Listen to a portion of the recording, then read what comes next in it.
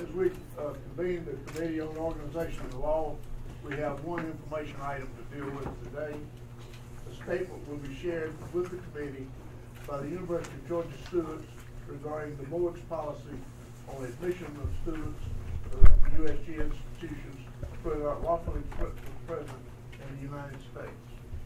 Mr. Chairman, we are fortunate today to have a number of students with us. I want to introduce to you Ms. Keish Kim, who is a student at Freedom University, and Mr. Juan Carlos Cardoza, who is a student at the University of Georgia.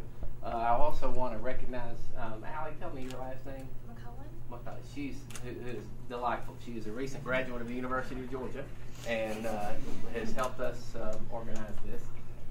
The students today want to address the board regarding the board's policy of admission of undocumented students, and so the floor is yours. Thank you. So before we begin, on behalf of everyone here and the 17 organizations that endorsed our petition to speak to Policy 416, I'd like to thank you all for allowing us to address you this afternoon. My name is Juan Carlos Cardoza Oquendo. I'm a proud senior and a foundation fellow at the University of Georgia. And over the last 3 years, I've learned one-on-one from outstanding faculty, attended many lectures, and taken a wide range of truly inspiring courses. So I laud the USG system for providing me those opportunities. But I also come before you this afternoon, not only as a Bulldog, but also as a member of the Latino community. At this moment, many individuals in this community are undocumented. And because of the current ban that this body passed last year, many of these same individuals don't even have the chance to call themselves Bulldogs. Ms. Kim, who will speak after me, and I are here to remind the board that thousands of students have been barred from the intellectual growth and the personal enrichment that higher education provides. Policy 416, in addition to contravening the board's stated mission of promoting cultural, racial, ethnic, and gender diversity, and also the ideals of an open, democratic, and global society at USG schools, this policy effectively tells an entire group of perfectly qualified students that they're not good enough, solely because of their immigration status. What's more, this board's 3 motivations in justifying the ban on undocumented students don't hold up when one examines the facts. First, rather than thousands of undocumented students swamping USG institutions, a review by the Residency Verification Committee last year found that only 501 out of 311,000 students are undocumented. That's 0.16%, a fraction of 1% of all students in the system. Second, these students contribute more than their fair share to their education, paying out-of-state tuition. And third, no evidence exists that undocumented students are taking seats away from academically qualified Georgians. In fact, I would argue that this state's undocumented students are just as Georgian as those who are citizens.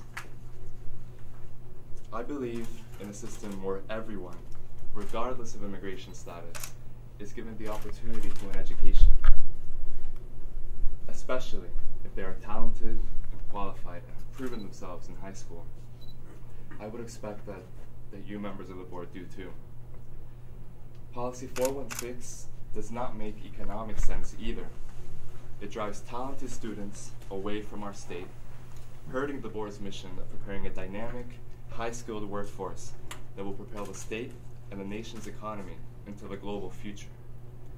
Far from fostering an environment of acceptance and global learning, the ban is divisive and, frankly, promotes hostility towards immigrants. I know myself, my parents are immigrants. Closing out even a portion of USG institutions, and we're talking about only 5, right? But doing this in itself, banning these students who've earned their spot at these schools, risks putting them in the shadows. and they're unable to realize their full potential, unable to make something of themselves, unable to contribute to their communities, and unable to contribute to Georgia's economy. USG institutions and the state of Georgia as a whole stand to lose if Policy 416 stays in the books. Latino youth are the fastest growing segment of the U.S. population. What kind of message is the USG sending to undocumented students, many of them Latino, by banning them from its most selective schools? Policy 416 lays to waste millions of dollars already invested in these students' primary and secondary education. We all know that a highly educated populace means more robust economic growth for our state. No education will only lead to criminality. It will lead to students basically having nowhere to go. That doesn't help anybody.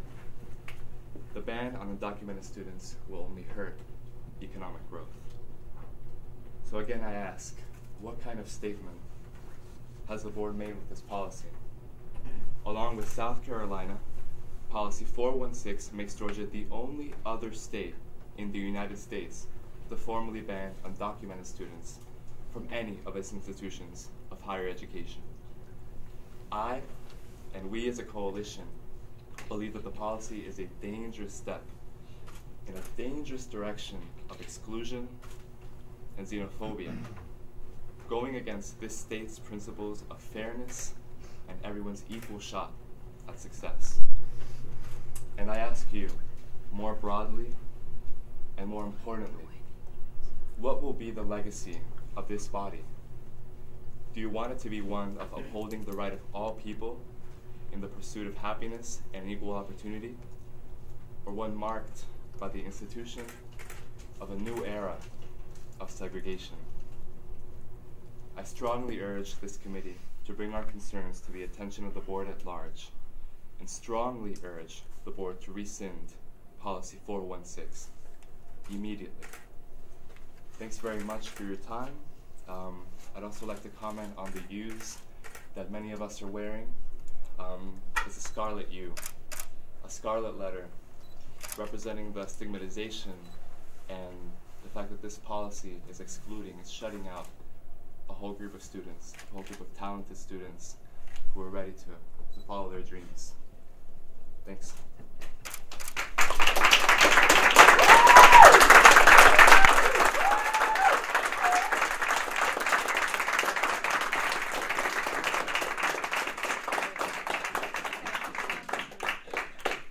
Thank you, Mr. Cardozo-Cando. I also want to thank the committee for allowing us to address the concerns of Policy 416. My name is Keish Kim, and I'm a student at Freedom University. I am also undocumented. I stand before you all to ask the members of the committee to review the ban beyond statistics and take into account the implications of such policy in our human society. Every application rejected solely based on the immigration status represents hundreds of crumbled dreams and goals of aspiring students in Georgia. While in paper we are numberless and nameless applicants, those are the same pages we have spent weeks to prove our character and worth, in hopes to attain higher education just like our citizen peers, to one day give back to our community and bring positive change to our society, our home. My parents brought me here in hopes of giving me the opportunity to dream higher than they ever could and have the chance to actually achieve that dream. But here in Georgia, it has stopped me even before I had the chance to spread my wings. My parents left everything back in Korea, their jobs, their stable livelihood, their families and friends. They endured countless of discrimination and language barriers, taking on minimum wage jobs with no benefits, to give me a chance to reach for the American dream. And may I sternly point out that since we moved here to Georgia, they have been paying their fair share of federal and state taxes along with the senior sales tax.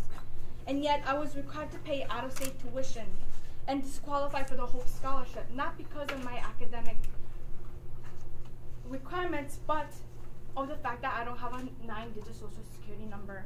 And we did pay our taxes for the past 10 years we've been residing in Georgia. But this isn't about me. It's about the hundreds of students who are about to graduate and are filling out the applications right this moment. It's about the hundreds of other students who are studying for their exams in order to receive high marks and to attend college in a few years. It's also about the hundreds of students who have been turned away by their counselors and admission offices, who told them to give up on their dreams and goals of attending universities like UGA. Not because they were academically insufficient, but because they lacked a 9-digit number issued by the government. A few weeks ago, I met a young student who once dreamed of attending a university. I say once because when I had asked her if she had taken her SAT exam, she replied to me, "I once dreamed of attending college back when I was naive. Naive. When she's at an age when she's supposed to dream of all kind of future for her life. She has seen her reality, her obstacles, and felt hopeless.